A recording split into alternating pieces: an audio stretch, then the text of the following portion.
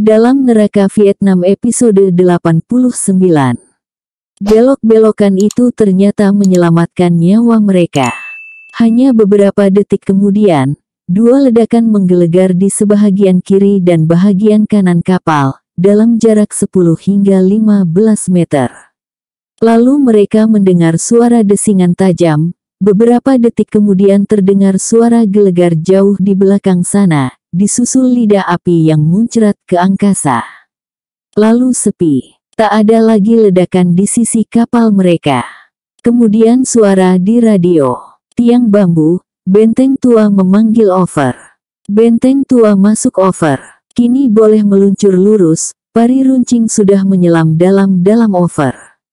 Bravo, terima kasih over. Bravo benteng tua standby over, jawab Le Duan sambil meletakkan radio, kemudian ia menyambung bicaranya.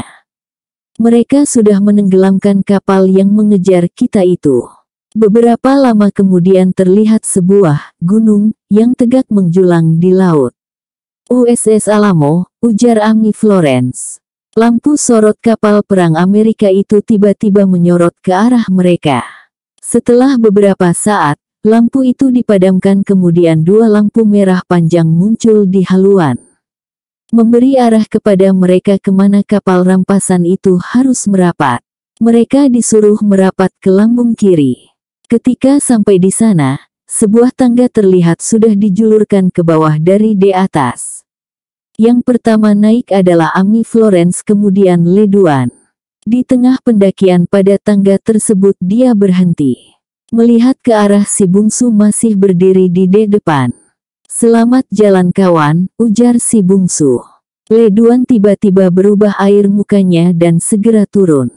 Jangan pergi dulu kawan, ujar Le Duan dari anak tangga terakhir, karena si bungsu sudah menggerakkan kapal patroli rampasan itu menjarak dari USS Alamo. Saya masih mempunyai tugas Le Duan. Demi Amy, ucapan Le Duan terhenti. Diputus oleh panggilan Amy Florence yang sudah sampai di USS Alamo. Le Duan dan si bungsu melihat ke atas. Gadis itu memekik ketika dilihatnya kapal patroli yang ada si bungsu di atas bergerak menjauh. Dia tak hanya memekik tapi segera berlari menuruni tangga, namun kapal patroli itu telah menjauh. Jaga adikmu baik-baik Le Duan, seru si bungsu. Dia menginginkan kau sebagai pelindungnya kawan, ujar Le Duan. Aku juga menginginkannya. Tapi aku berhutang janji menyelamatkan seseorang. Terima kasih atas bantuanmu pada kami. Terima kasih atas segala-galanya, ujar Le Duan ketika dia maklum bahwa lelaki dari Indonesia itu tak bisa dicegah untuk pergi. Ketika akhirnya Amy Florence tiba di anak tangga terakhir tempat abangnya berdiri, kapal yang dinaiki si bungsu itu sudah berpuluh depa dari USS Alamo. Oh Tuhan, jangan tinggalkan aku. Jangan tinggalkan aku, ujarnya separuh berteriak, sambil menatap ke bawah bayang-bayang si bungsu di ruang kemudi kapal patroli tersebut. Le Duan memeluk tubuh adiknya. Kenapa dia meninggalkan aku, Isak Amy? Dia masih punya tugas yang lain, Amy. Aku ingin ikut dengannya.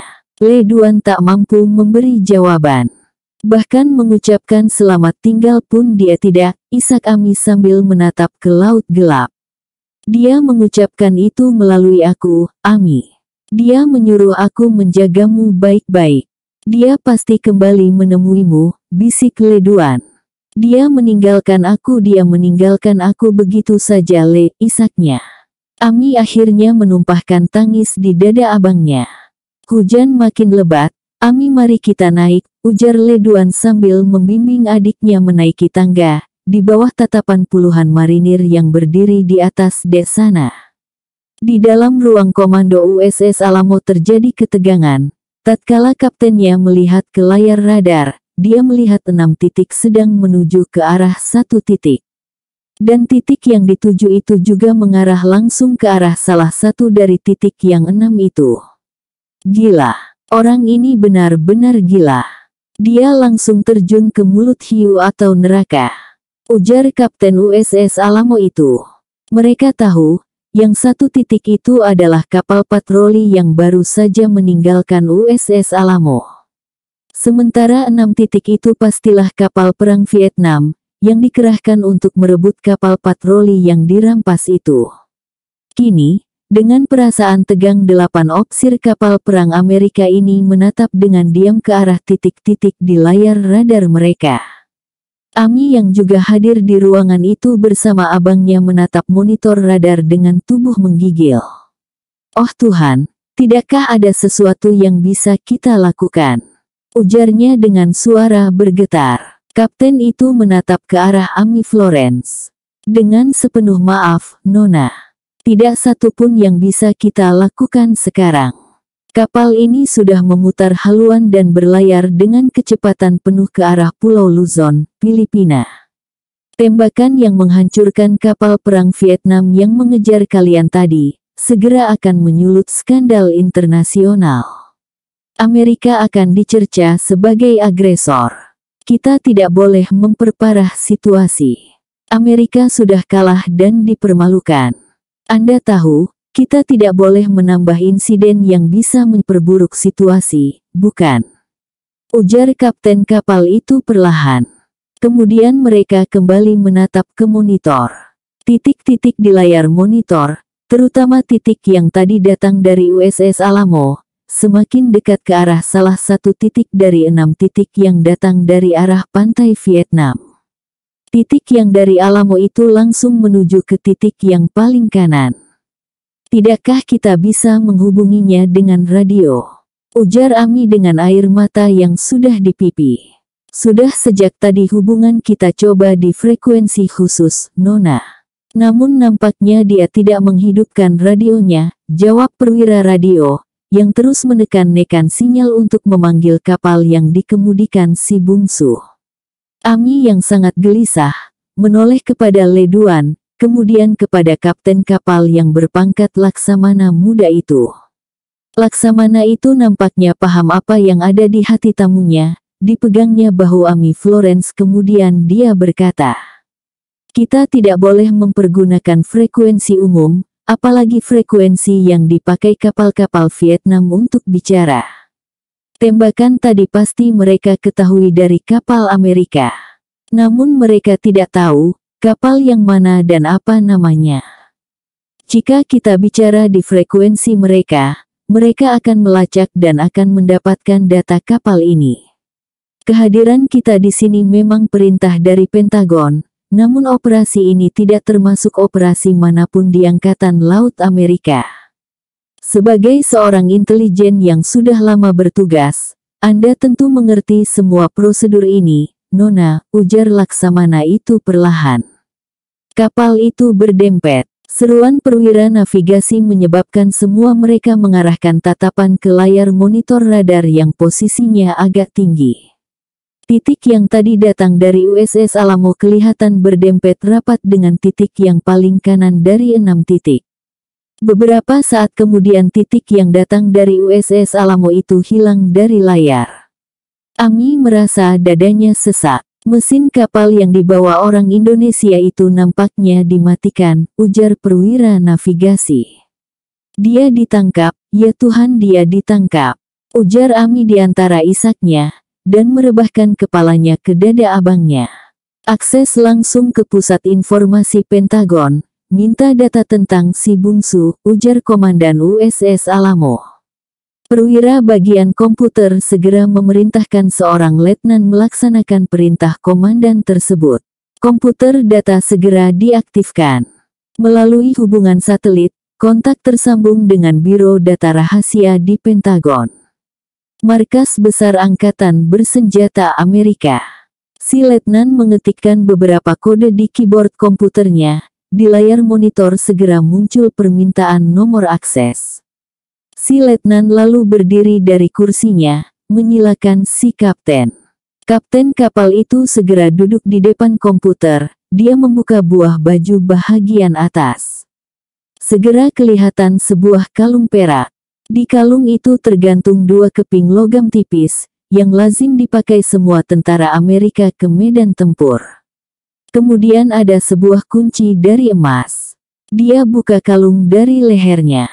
Kemudian kunci emas itu dia masukkan ke salah satu lubang khusus yang berada di bagian atas komputer. Setelah memutar 2 kali, di layar monitor muncul tulisan, akses utama.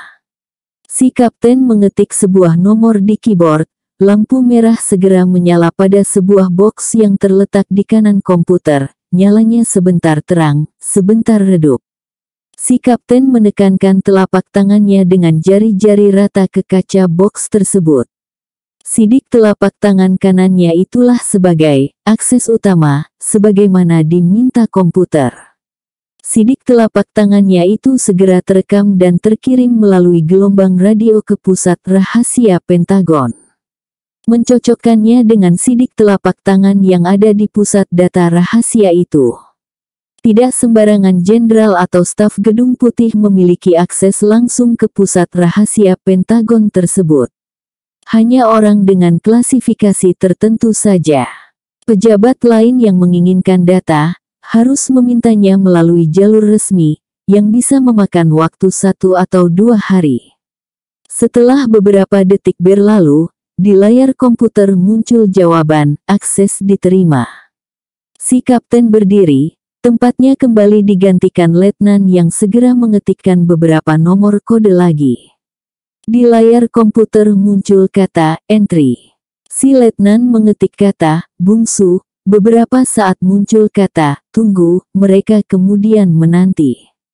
Data dasar mencatat nama, tahun lahir, pendidikan, kampung tempat lahir, provinsi, dan sekaligus negaranya. Kemudian data spesialisasi orang tersebut, berikut prestasi-prestasi puncak yang mereka capai. Jika dia veteran, tercatat pertempuran di mana saja yang bersangkutan terlibat. Selain prestasi positif, data juga mencatat semua prestasi negatif orang yang ada dalam file tersebut. Semua yang hadir di dalam ruang komando kapal USS Alamo itu pada ternganga melihat data kemampuan si bungsu yang ditampilkan dalam layar komputer. Di sana tertera bahwa secara individual lelaki Indonesia ini adalah salah satu dari sedikit sekali orang-orang yang memiliki kemampuan bela diri yang amat luar biasa. Dalam waktu relatif singkat lelaki ini memiliki kemampuan menghabisi nyawa 5-10 orang yang menjadi musuhnya. Dengan senjata spesifiknya berupa samurai kecil, paku atau besi pipih runcing yang lazim dipakai oleh ninja dari Jepang, orang ini mampu menghabisi 10-20 lawan dalam waktu singkat. Bila dia memiliki senapan maka kemampuan membunuhnya setara dengan 1 kompi pasukan khusus bersenjata lengkap. Orang ini adalah satu dari sedikit manusia di dunia yang berpredikat sebagai mesin pembunuh paling berbahaya. Kemampuan bela dirinya tercipta secara alamiah. Salah satu faktor pendukung yang menyebabkan dia mampu mengalahkan lawan dalam jumlah yang banyak, adalah karena naluri atau indera keenamnya yang amat luar biasa tajamnya. Instingnya 10 kali lebih tajam dibanding ular kobra, macan tutul bahkan dibanding puma, harimau paling ganas dan paling tajam inderanya di padang prairie Amerika sekalipun. Tingkat bahaya individu seperti orang ini bernilai 100 bila berada di kota. Nilai tertinggi bagi seseorang yang memiliki kemampuan sebagai mesin pembunuh. Tetapi bila dia berada di belukar atau belantara, tingkat bahaya itu melonjak menjadi 250. Padang gurun, belukar dan belantara ibarat rumah baginya yang amat dia hafal lekuk-lekuknya, yang amat dia kenal setiap denyut dan perangainya. Dalam daftar itu juga tertera prestasi berupa korban yang berjatuhan di tangan si bungsu.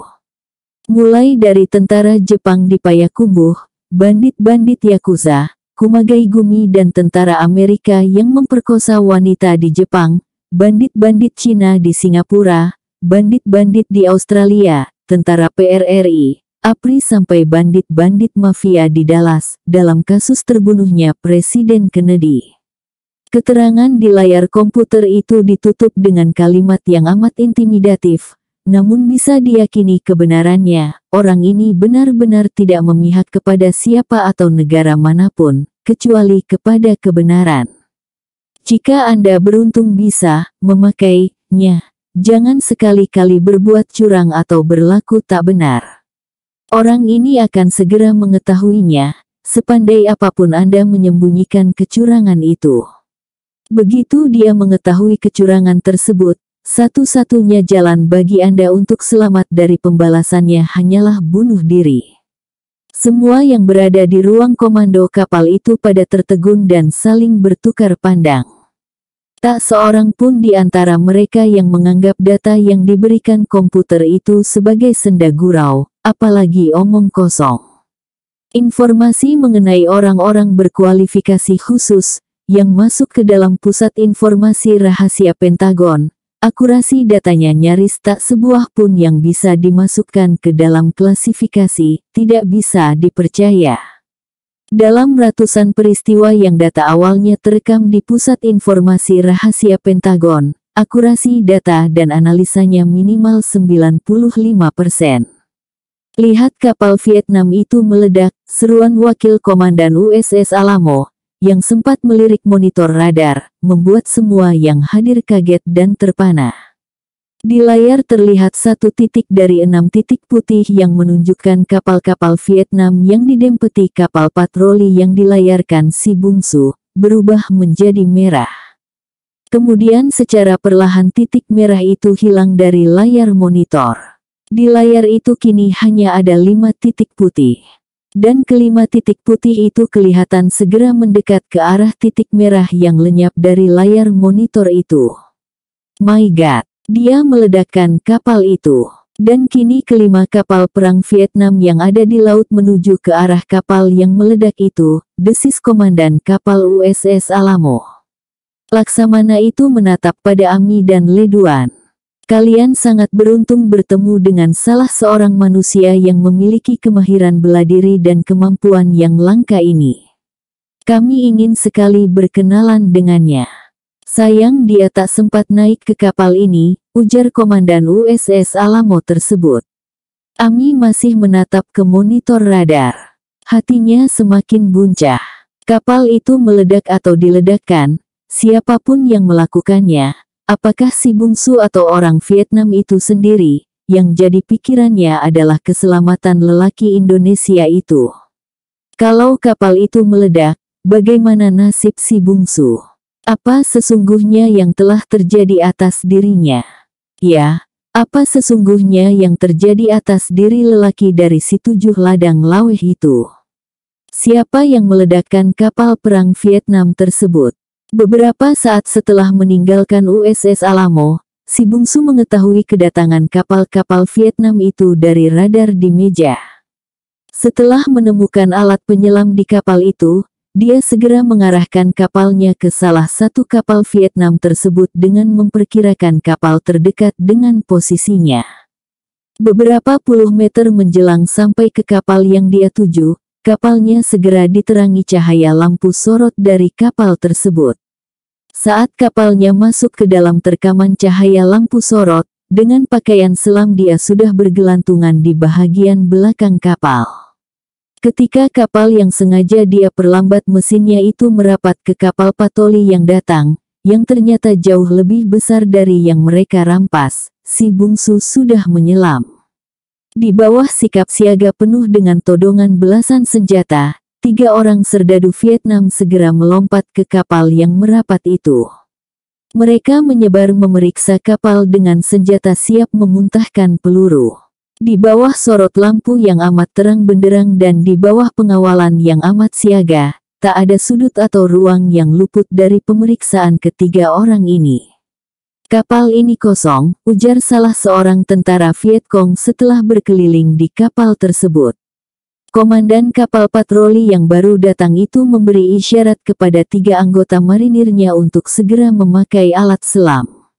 Sementara ketiga tentara yang tadi naik ke kapal yang ditinggalkan si bungsu tetap di posisinya.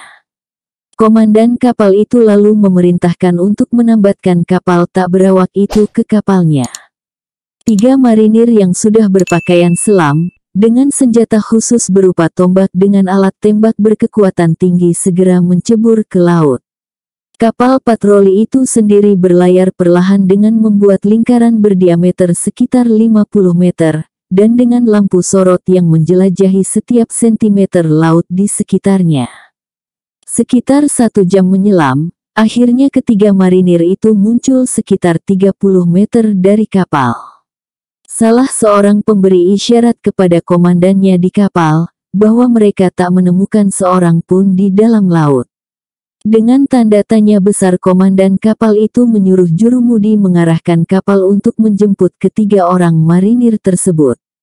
Si komandan tak bisa mempercayai begitu saja bahwa kapal patroli yang kini tertambat di belakang kapalnya ini datang sendirian, tanpa seorang pun yang mengemudikannya. Tiba-tiba dia teringat sesuatu. "Periksa scuba di kapal itu," serunya kepada 3 tentara yang masih berada di kapal yang tadi ditinggalkan si bungsu. Ketiga tentara itu segera memeriksa peti besi di ruang kemudi, tempat di mana biasanya 2 pasang alat selam tersimpan. Mereka segera mendapatkan bahwa di dalam peti itu kini hanya ada sepasang alat selam. Dan kelihatan pula bahwa yang sepasang lagi baru saja diambil dari peti ini. "Kalian jaga di sini, saya akan melapor ke komandan," ujar salah seorang dari tentara yang bertiga di kapal itu. Usai berkata, dia segera menarik tali kapal, sehingga merapat ke kapal yang satu lagi. Kemudian dia melompat, naik ke kapal di mana komandannya berada. Lalu dia melaporkan apa yang mereka temukan di peti penyimpan alat selam itu kepada komandan mereka. Siapapun yang memakai alat selam itu kini, pastilah dia seorang musuh yang sangat berbahaya. Pertama, dialah yang merampas kapal yang kini tertambat di belakang kapal kita ini, yang kemudian menghancurkan kapal patroli yang sebuah lagi. Dia pasti tak pergi jauh, dan akan muncul di kapal ini. "Periksa dan jaga setiap jengkal pinggir kapal ini," ujarnya. Kapal itu memiliki 25 awak. Kini mereka menyebar tegak berbaris di kedua sisi kapal, mulai dari haluan sampai ke belakang. Mereka tegak dengan senjata terhunus, siap untuk memuntahkan peluru. Tak ada tempat bagi seorang pun untuk bisa naik ke kapal itu, meski agak 1 sentimeter, tanpa diketahui oleh awak kapal yang 25 orang itu, di luar si kapten. Namun si bungsu, yang sejak tadi sengaja menjauh dari kapal yang berlayar berputar-putar itu, sama sekali memang tak merasa perlu untuk naik ke kapal tersebut. Dari kejauhan pula dia melihat 3 marinir melompat terjun ke laut. Dia memunculkan kepalanya sedikit di permukaan air, saat cahaya sorot lampu baru meninggalkan lokasi di mana dia menyelam. Bila sorot lampu itu mengarah ke tempatnya, perlahan dia menyelam sekitar 1 meter. Dari dalam laut dia melihat ke atas, menanti cahaya terang pada air akibat sorot lampu menghilang. Setelah itu dia kembali muncul. Dari tempatnya mengapung, dia perhatikan pula ketiga marinir itu kembali naik ke kapal. Kemudian dia melihat pula si komandan memerintahkan anak buahnya yang di kapal untuk memeriksa peti penyimpanan alat-alat selam. Dia juga melihat si komandan memberi perintah, disusul bersebarnya semua awak membuat pagar betis di pinggiran kapal dari haluan sampai ke buritan. Setelah anak buahnya tegak berbaris, si komandan memerintahkan jurumudi untuk segera meninggalkan tempat itu dengan kecepatan penuh. Namun saat itu pula si bungsu muncul di permukaan air, sekitar 25 meter dari haluan kapal dengan posisi agak ke kiri. Yang pertama melihat kemunculannya adalah seorang tentara yang tegak di sisi mitraliur di haluan. Yaitu saat jurumudi kapal menambah kekuatan mesin untuk meluncur kencang, dan lampu menyorot ke bahagian depan. "Itu dia, di depan, di sebelah kiri," serunya sambil menarik pelatuk bedil. Namun sebelum jarinya sempat menarik pelatuk bedil, si bungsu yang di kapal tadi mengambil pistol sinar, yaitu pistol berpeluru besar yang dipergunakan untuk isyarat. Kini pistol itu dia tembakkan. Sebuah garis sinar yang amat terang berwarna merah jambu segera meluncur ke arah kapal. Saat itu peluru si tentara yang melihatnya pertama tadi muntah dari mulut bedilnya. Menyusul kemudian muntahan peluru dari mitraliur yang ada di depan. Namun semua tembakan itu terlambat sudah. Tidak hanya karena si bungsu sudah menyelam amat dalam, tapi juga karena tembakan si bungsu dengan pistol sinar berpeluru tunggal, yang pelurunya hampir sebesar lengan anak kecil itu sudah menghantam bahagian depan tabung torpedo yang berada di bahagian kiri dek. Bahagian depan tabung torpedo itu terbuat dari plat besi, dan hanya bisa terbuka secara otomatis jika tombol untuk menembakkan torpedo di ruang kemudi ditekan. Namun peluru pistol sinar yang amat besar itu setelah menghantam tutup tabung yang besarnya sekitar paha lelaki dewasa, menancap di sana. Kapal patroli besar itu menjadi terang benderang oleh cahaya. Peluru yang menancap itu membuat tutup tabung menjadi merah. Hanya berjarak 3 jari dari tutup tabung terletak hulu ledak torpedo. Panas yang luar biasa dari peluru sinar yang menancap di tutup tabung tersebut, yang membuat tutup tabung itu merah menyala, tentu saja mengirimkan panas yang amat sangat ke hulu ledak torpedo. Tembakan dari hampir semua tentara di bahagian kiri kapal itu masih membahana sambung bersambung, ketika kapten di kapal patroli itu menyadari bahaya yang mengancam mereka, yang berasal dari peluru pistol sinar yang menyala di tutup tabung torpedo.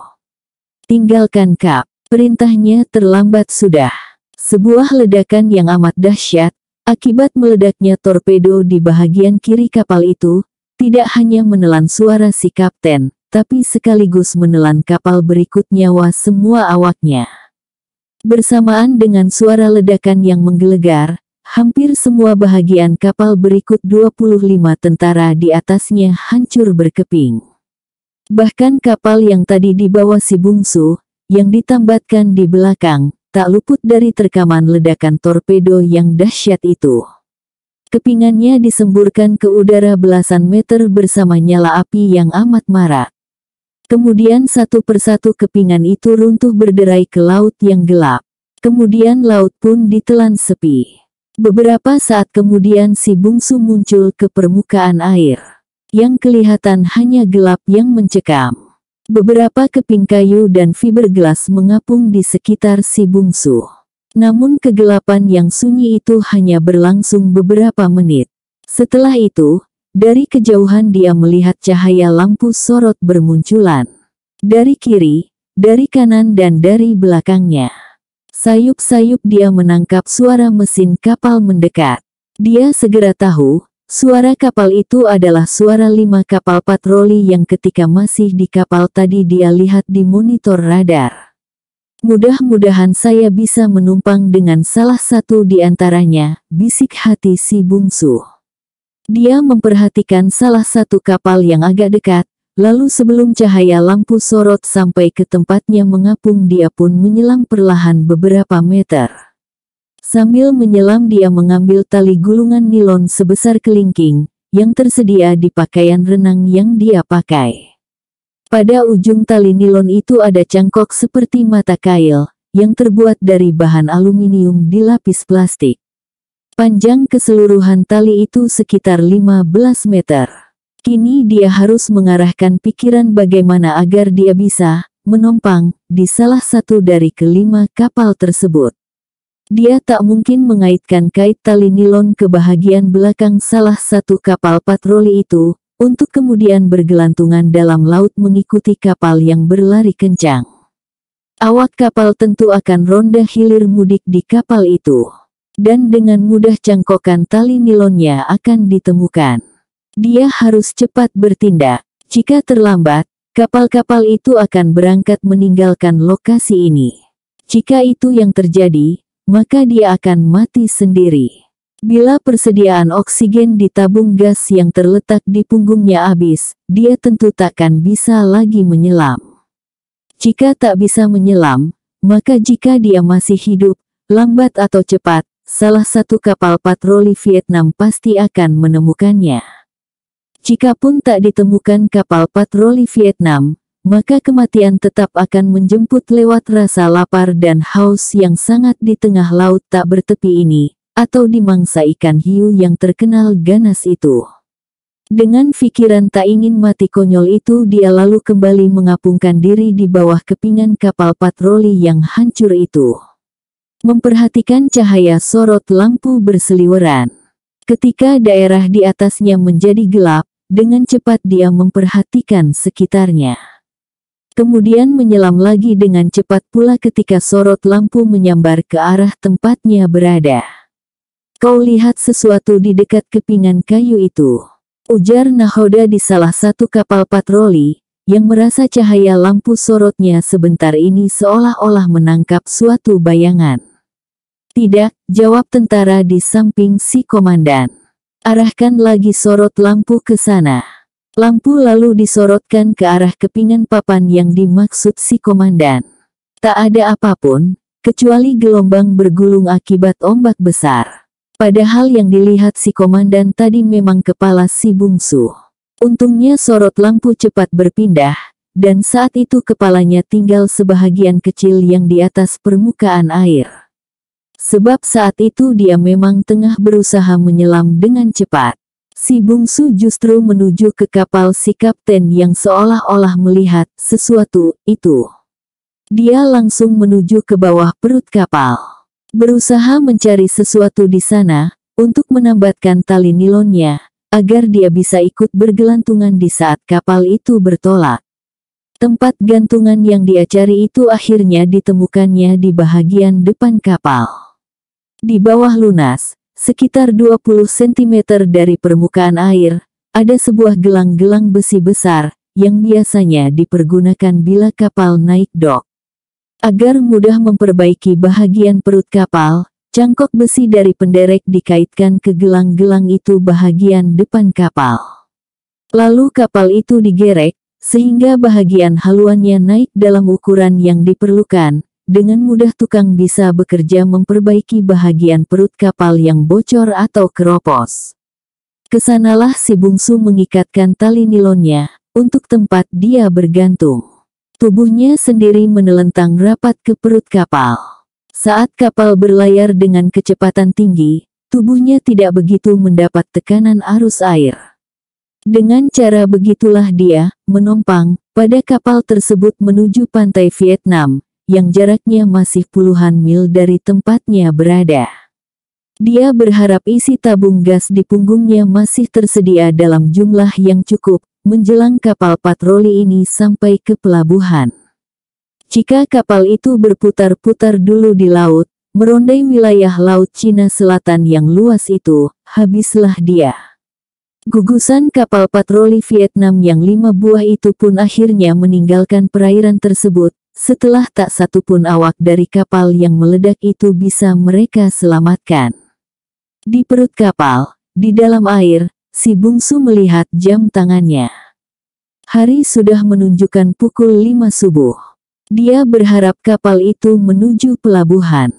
Namun ketika dia melihat ke jam di tangan kirinya itu, dia teringat pada Ami Florence. Jam yang dipakai ini adalah pemberian gadis itu, beberapa saat sebelum keberangkatan mereka dengan bot karet malam tadi. Ami yang memasangkan jam itu ke tangannya, sembari memberi penjelasan bahwa jam itu memiliki beberapa fungsi, selain sebagai petunjuk waktu. Pada jam itu ada kompas, ada pisau kecil yang amat tajam yang bila sebuah tombol kecil ditekan akan keluar seperti sayap di bahagian sisi tengah jam. Kemudian ada kawat baja halus bergulung sepanjang 1 meter. Lalu ada pemancar super mini. Bila suatu saat engkau menghadapi masalah, tombol kecil ini merupakan kunci untuk mempergunakan semua fasilitas yang ada pada jam khusus ini. Bila tombol ini ditekan sekali, yang keluar ada pisau kecil, ditekan 2 kali akan keluar kawat baja. Jika suatu saat engkau tersesat, mungkin di laut, di hutan atau di gurun, maka untuk memfungsikan kompas maka tekan 3 kali. Engkau akan tahu mana barat, timur, selatan, utara. Jika engkau menekan 4 kali sinyal akan dikirim ke pusat-pusat radar tentara Amerika, yang menunjukkan di mana posisimu. Dan bila engkau menekan tombol yang satu lagi ini dengan sistem Morse, maka engkau bisa mengirim berita singkat yang kau perlukan ke pusat radar pasukan Amerika, papar Ami malam tadi. Si bungsu menarik nafas. Dia menekan tombol kecil merah di bagian kiri jam itu 3 kali. Plat jam itu berubah menjadi hitam. Kemudian ada 4 titik berwarna putih menyala, dengan pangkal huruf-huruf yang menunjukkan utara, barat, selatan, dan timur. Kemudian ada sebuah panah kecil. Dari arah yang ditunjuk panah kecil itu, dia segera tahu, kapal ini sedang menuju arah barat. Alhamdulillah, mereka menuju ke pantai, bisik hati si bungsu, sambil menekan tombol itu sekali agak lama. Plat jam tangan itu kembali normal, menampilkan jam tangan biasa. Namun beberapa saat kemudian, dia segera teringat kembali pada tombol jam di tangannya itu. Sehingga Ami mengetahui bahwa dia masih hidup. Untuk apa dia beritahu? Setelah lama bergulat dengan pikirannya, dia mengalah.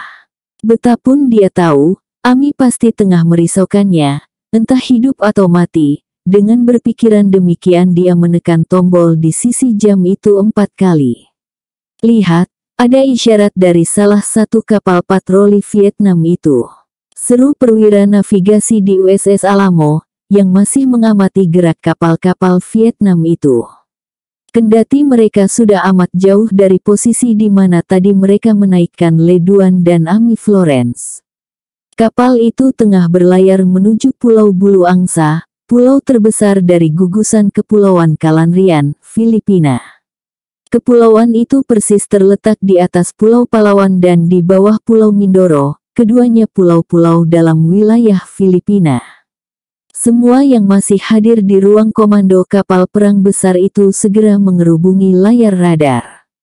Dan paling merasa tegang adalah Ami Florence. Bungsu, itu isyarat dari tangan si bungsu. Ujar gadis itu, yang segera saja tak mampu membendung air mata haru dan bahagianya, mengetahui bahwa pemuda Indonesia itu masih hidup. Dia mengirimkan isyarat, ujar perwira navigasi, tatkala melihat titik di layar radar itu berkedip-kedip. Semua membelalakkan mata ke titik kecil di layar radar, yang secara pasti nampak bergerak ke arah barat. Perwira navigasi mengeja isyarat Morse yang dipancarkan dari jam tangan si bungsu. Saya, selamat, di bawah perut kapal. Le, ingat pesanku. Jaga Ami baik-baik. Saya akan membunuhmu kalau kau tidak menjaganya. Hormat saya untuk Laksamana dan awak kapal USS Alamo. Semua awak kapal bertepuk tangan dan menyalami komandan mereka. Sementara Ami memeluk abangnya, menangis terisak-isak saking bahagia mendengar pesan untuk dirinya itu. Dia bukan manusia. Kalau bukan malaikat ia hantu. Hanya itu yang bisa selamat dari bahaya seperti yang dia hadapi sekarang ini, gerutu nahoda Alamo dalam nada amat takjub. Ucapan itu disambut tawa awak kapal yang tetap saja membelalakkan mata menatap titik kecil di layar radar, yang masih saja bergerak ke arah barat itu. Mereka memang tidak bisa membalas pesan itu, karena jam tangan si bungsu tak dilengkapi terminal penerima. Beberapa saat setelah sinyalnya dibaca oleh awak USS Alamo, si bungsu mengirimkan sinyal penutup. Saya akan mematikan sinyal ini. Salam. Dan di layar radar yang kelihatan hanya tinggal titik yang berasal dari kapal patroli Vietnam itu. Sementara titik yang berasal dari sinyal jam tangan itu lenyap dari layar radar. Ayo, kita istirahat, ujar Le Duan kepada Ami. Ya, saya rasa kalian harus istirahat, nanti sesampai di Filipina, akan kita atur perjalanan kalian selanjutnya, ujar nahoda USS Alamo kepada dua adik-beradik itu. Desa kecil berpenduduk sekitar 200 orang itu tak tercatat dalam peta. Desa itu terletak jauh di pinggir wilayah Hesan. berada di salah satu wilayah Vietnam Selatan yang memiliki belantara dahsyat. Perang Vietnam Selatan dibantu Amerika melawan Vietnam Utara telah merubah setiap jengkal bumi Vietnam Selatan menjadi kancah peperangan paling dahsyat di dunia. Beberapa wilayah di antaranya merupakan tempat yang menjadi neraka pertempuran paling dahsyat yang pernah dikenal umat manusia. Yang paling terkenal di antara wilayah-wilayah yang menjadi neraka pertempuran itu yang menyebabkan ribuan tentara Amerika, Vietcel dan Vietcong tercabut nyawanya adalah bukit yang diberi kode Bukit 937. Namun seusai pertempuran dahsyat pada bulan Mei tahun 1969, bukit itu dikenal dunia sebagai Hamburger Hill, Bukit Daging Cincang. Pada Mei tahun 1994, di bukit yang direbut Vietcong ini, tatkala Amerika menerjunkan pasukan divisi udara ke-101 untuk merebut kembali tempat strategis tersebut, terjadi kecamuk perang selama 11 hari 11 malam. Kedua belah pihak hanya beristirahat saat mengisi mesiu di bedil mereka yang sudah ditembakkan. Dalam kecamuk yang dahsyat itu, dan perang ini merupakan perang terbesar paling akhir bagi tentara Amerika di Vietnam. Sebanyak 44 tentara Amerika tewas, 29 orang lainnya luka-luka. Tidak ada dokumen yang mencatat berapa tentara Vietcong yang mati dan luka-luka. Namun paling tidak 5 atau 6 kali lebih banyak dari yang diderita Amerika. Neraka lainnya dalam Perang Vietnam adalah medan tempur Dak Tu di bahagian utara Vietnam Selatan. Pertempuran di sana terjadi sebelum pembantaian Hamburger Hill, yaitu bulan November 1967. Pasukan Vietcong menyerbu untuk merebut beberapa daerah yang diduduki pasukan istimewa Amerika.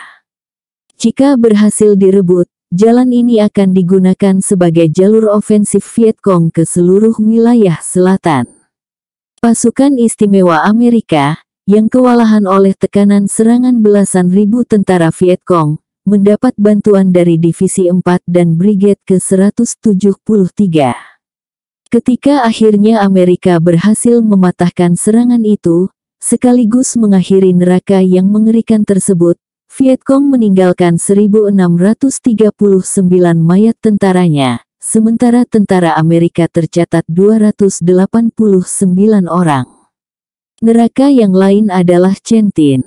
Sebelum menusuk Dak Tu pada November tahun 1967, artileri Vietcong membombardir Centin. Wilayah ini dikuasai marinir Amerika, dengan gempuran yang dahsyat setiap hari selama September dan Oktober tahun yang sama. Puluhan ribu roket dimuntahkan untuk memporak-porandakan pertahanan Amerika. Tujuan Vietcong merebut Centin adalah untuk mengancam posisi Amerika di sebelah timur, sepanjang pantai Vietnam Selatan. Ketika bombardir selesai, kendati Centin dapat dipertahankan, namun Amerika kehilangan 196 marinir yang tewas dan 1.971 lainnya luka-luka. Vietcong jelas tak kehilangan pasukan, sebab itu memang bukan perang frontal di mana pasukan berhadapan dengan pasukan, individu melawan individu. Tapi Vietcong mengirimkan tentara berbentuk roket dari jarak puluhan kilometer. Neraka lainnya adalah Lembah Ladrang. Lembah yang terletak di dataran tinggi tengah ini berbatasan dengan Kamboja. Wilayah ini yang menjadi basis pasukan Vietnam Selatan dari Kesatuan Plainmay Special Forces. Digempur habis-habisan itu, Amerika menerjunkan divisi kavaleri udara I, yang baru sebulan tiba di Vietnam. Sebenarnya divisi yang mayoritas beranggota generasi muda Amerika ini, belum berpengalaman menghadapi perang Vietnam yang ganas. Tapi komando Amerika ingin mencoba pasukan yang punya mobilitas tinggi itu. Tentara Vietcong memang dapat dihalau ke perbatasan Kamboja. Korban neraka ini adalah tewas 1.500 Vietcong dan 217 tentara Amerika. Amerika masih mencatat 232 korban luka-luka. Terakhir adalah neraka He San. Korban di sini sebenarnya lebih besar dari Hamburger Hill yang terkenal ke seluruh dunia itu. Gempuran sporadis Vietcong terhadap He San yang dikuasai Vietcell dan Amerika, sebenarnya sudah dilakukan mulai tahun 1966 dengan menghujani wilayah itu dengan roket artileri. Pada tahun 1968, tiba-tiba Vietcong melipat gandakan serangannya. Tak kurang dari 77 hari hujan mortir dan roket artileri merancah setiap jengkal wilayah He San yang dipertahankan marinir Amerika. Inilah gempuran artileri Vietcong yang dicatat paling dahsyat dalam pertempuran Amerika-Vietnam Utara. Akhirnya tentara Amerika tidak hanya berhasil mempertahankan He San. Dengan bantuan angkatan udaranya sekaligus mereka juga berhasil menyerang balik. Namun demikian, inilah pertempuran paling berdarah bagi kedua belah pihak. Jika di Hamburger Hill tentara Amerika yang tewas, hanya 44 orang, di He San ini mereka harus kehilangan 300 tentara. Sementara Vietcong kehilangan 1.500 tentara. Bayangkan dahsyatnya.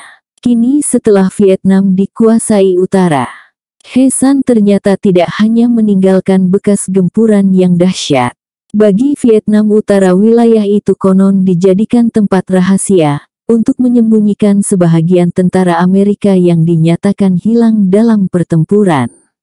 Pagi itu, sebuah mobil terseok-seok memasuki sebuah desa kecil yang jauh di luar kota He San, yang masih diselimuti kabut yang merayap dari belantara gelap di sekitarnya. Ketika truk itu berhenti, asap putih tebal mengepul dari radiatornya, kemudian menyemburat keluar melalui kap depan diiringi suara mendesis yang keras. Sopirnya, seorang lelaki separuh baya berjambang kasar, menghambur turun. Dari mulutnya menyembur sumpah serapah. "Hei turun semua, ini ujung perjalanan kalian." Hardiknya ke arah bak belakang.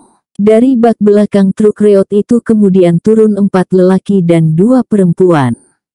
Di sebelah barat kampung tersebut menjulang bukit-bukit batu terjal, namun berhutan lebat. Bahagian lainnya, utara, selatan dan timur dikepung oleh belantara perawan. Khusus bahagian utara, belantaranya dilengkapi dengan rawa yang seolah-olah tak bertepi. Berbagai reptil berbahaya seperti ular, kalajengking dan buaya siap membunuh apa saja makhluk bernyawa yang masuk ke rawa tersebut. Belum lagi pasir apung yang bentuk dan letaknya sulit dideteksi, namun apapun yang terperosok ke permukaannya akan dilulur dan lenyap tak berbekas. "Kita sampai di desa itu," bisik seorang lelaki pada temannya yang lebih muda, yang sama-sama turun dari truk dengannya. Dia berbicara dalam bahasa Inggris. Kedua orang itu memakai caping, topi lebar dari bambu tipis berwarna hitam, yang bahagian depannya menutupi wajah.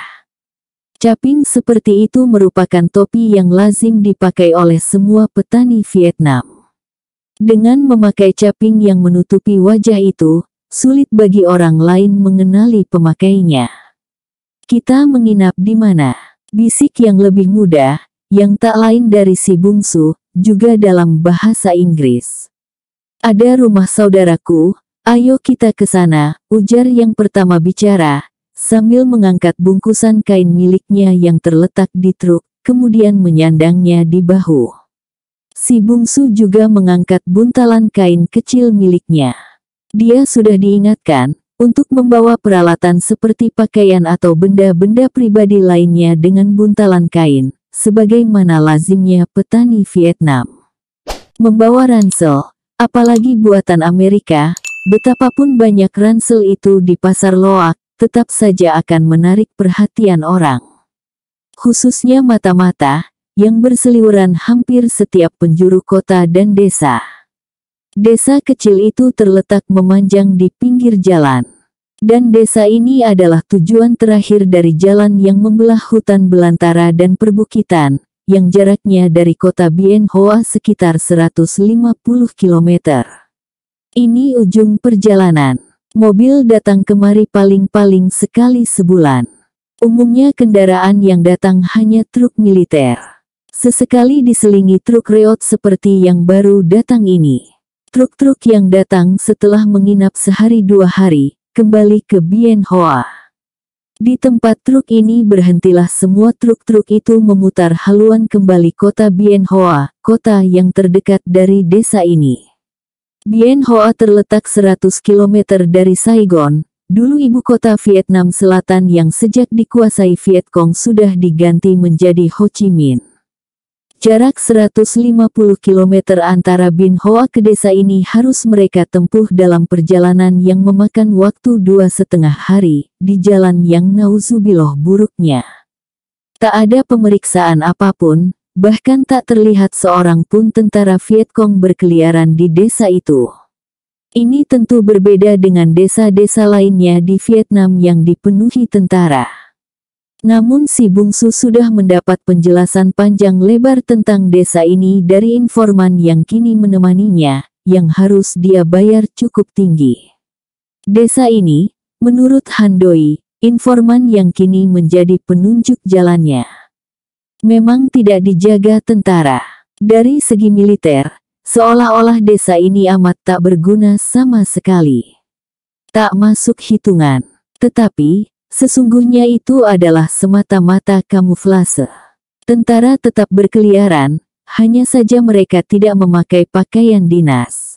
Kamuflase itu diperlengkap dengan tak adanya pemeriksaan terhadap siapa saja yang datang ke desa ini. Padahal, setiap apapun yang bergerak di desa ini, takkan pernah luput dari pengamatan mata-mata tentara, bahkan tentara reguler, yang hadir di desa itu dalam pakaian sebagaimana jamaknya penduduk desa. Jika masuk ke sana, apalagi untuk membebaskan tawanan perang asal Amerika, sama artinya dengan memasuki kandang singa. Untuk keluar kita tak mungkin mempergunakan jalan umum. Satu-satunya jalan pintas, yang bisa mencapai wilayah pantai adalah menerobos rawa yang harus kita terobos, papar Han Doi sebelum mereka meninggalkan Bien Hoa. Saya rasa lebih ganas tentara Viet Cong. Sebaiknya kita menerobos rawa saja. Berapa hari diperkirakan kita bisa menerobos rawa itu? Tanya si bungsu. Saya tak pernah menerobosnya.